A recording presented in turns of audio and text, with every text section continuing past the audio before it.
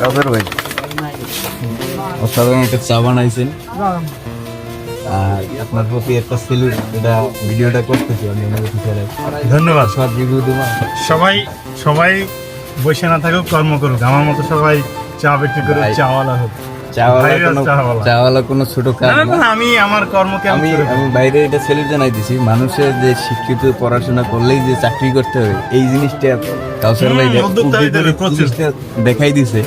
এই যে আমাদের বিশালকান্দি বাজারে চন্দ্রনা বাজার কাউসার ভাই বড় ভাই, ধন্যবাদ। এখানে কি কি আছে? না, আমি তো দুধ চা বানাই, এখানে পুরা রুটি আছে, এই টুকটাক আর কি।